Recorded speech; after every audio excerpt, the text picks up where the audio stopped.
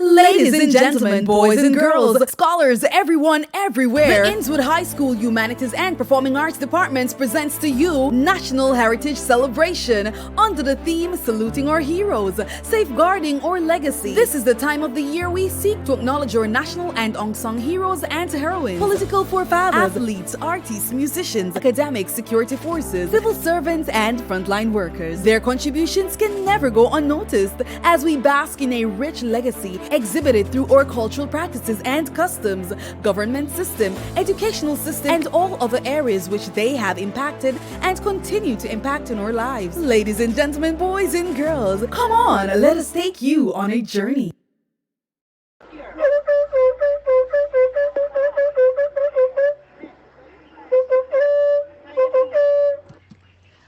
Sound the Abenga.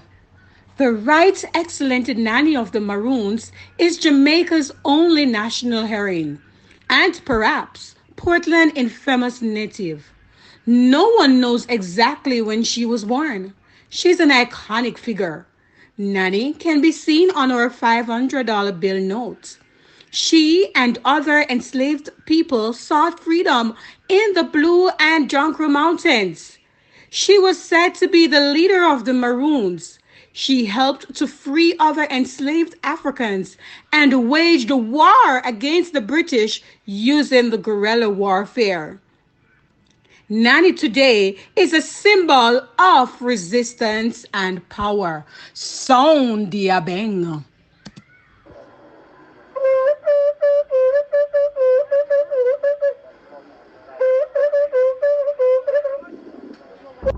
I would rather die upon yonder gallows than live in slavery. Who said that? Who said that? Hellam Powder House, born in St. James in the year 1780, intelligent and a natural leader, a member of the Native Baptist in Mobay. Hellam Powder House, who is that? Who is that? He led the Christmas Rebellion in 1831, caught and hung May 23, 1832. His effort and death led to the passing of the Abolition Bill in 1834 and the abolition of slavery in 1838. Hellam Powder House, who is that? Who is that? Daddy Sharp, Samuel Sharp. Hellam Powder House. Paul Bogle was born free in Stony Gut, St. Thomas, and had the rare privilege of being a black man who owned land. As an adult, Paul Bogle was one of the 106 St. Thomas people with the right to vote. On October 11, 1865, he led a protest to the Morants Bay Courthouse, which resulted in violent confrontations with the security forces, causing over 500 deaths. The courthouse was also burnt to the ground, and the price was put on Bogle's head. Bogle was captured on October 24, 1865, and hanged that very day for his role in organizing the Morants Bay Rebellion. Bogle was honored with the Order of National Hero in 1969. His face was also on the Jamaican $2 note, which was discontinued in 1989. The Right Excellent George William Gordon, born 1820, was a Jamaican businessman and politician who was a leading critic of policies of the governor. He was executed after the Morants Bay Rebellion. Gordon's execution created huge controversy in Britain, and several attempts were made to charge Erie with his murder. On the centenary of his death, he was proclaimed a national hero of Jamaica. A people without knowledge of their past, history, origin, culture is like a tree without root. Marcus Mosiah Garvey. Marcus Mosiah Garvey was born on August 17, 1887 in St. Anne. He was an orator for Black nationalism and Pan-Africanism. Interestingly, he was self-educated but a brilliant, well-read man. He founded the Universal Negro Improvement Association, UNIA. He launched a shipping company called the Black Star Liner. He was feared by leaders across the globe. As such, they sabotaged his ship line.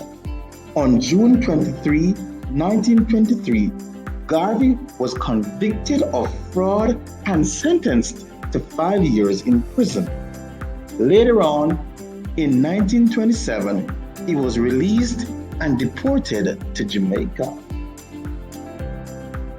Unfortunately, Garvey died in London in 1940.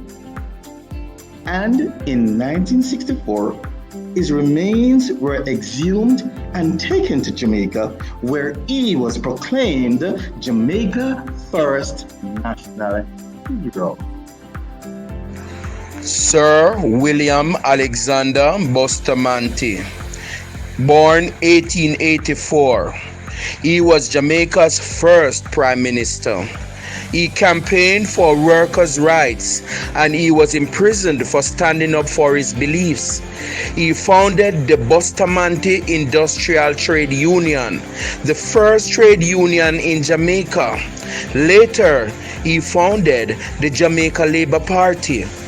Sir Alexander Bustamante. Norman Washington Manley, an outstanding scholar, lawyer, athlete, and soldier, born July 4th, 1893, attended the Jamaica College. He represented the college at the annual Boys Championship between 1910 and 1912. He also represented them in cricket, boxing, and football. Norman Manley was a Rhodes Scholar. He founded the People's National Party in 1938, Jamaica's second Prime Minister. He was also cousin to Sir Alexander Bustamante. His wife, Edna Manley, a renowned artist, who the College of the Visual and Performing Arts was named after. The Norman Manley Law School at the University of the West Indies was also named after him. The honor of National Hero was bestowed on him on October 18, 1969. Norman Washington Manley, forever in our hearts. Edna Manley, the wife of the late Norman Manley, was born in Yorkshire, England on February 28, 1900, to a Jamaican mother and an English father, and died February 2, 1987. She studied at various art schools in England, including St. Michael's School of Arts, London, and privately with Maurice Harding, the animal sculptor. In 1955, she wrote, "I believe in a state of being when, through humility and quietness, one can accept life and people as they are." Today, the Edna Manley School of Art has been named in her honor. Louise Bennett Coverley, married to Winston Coverley, born in Kingston on September 7, 1919, died July 26, 2006, a Jamaican poet, singer, author, and much more. Would you please welcome Dr. Louise Bennett.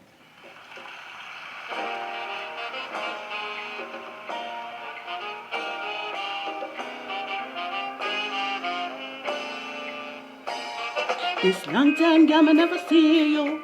Come make me hold your hand. This long time, girl, me never see you. Come make me hold your hand. Peel it drunk or sit down on tree top, pick up me blossom. Make me hold your hand, girl. Make me hold your hand. Bob Marley was born on February 6, 1945, in Nine Miles in Anns, Jamaica, to father Norval Marley and mother Sidella Booker. His father was a Jamaican of English descent. By 1969, Bob, Tosh, and Livingston had fully embraced their Rastafarianism, which greatly influenced Marley's music in particular and reggae music in general. Bob Marley shows great courage because he believed in Rasta religion and he saw it as a way for God to heal him or for him to fight through whatever adversities he was being faced with. Because of his courage, Bob Marley is known and will forever be known as an hero. Bob Marley was and remains one of the world's most popular musicians. He was also an advocate for the rights of black people. He spoke up against poverty and he fought against Western oppression.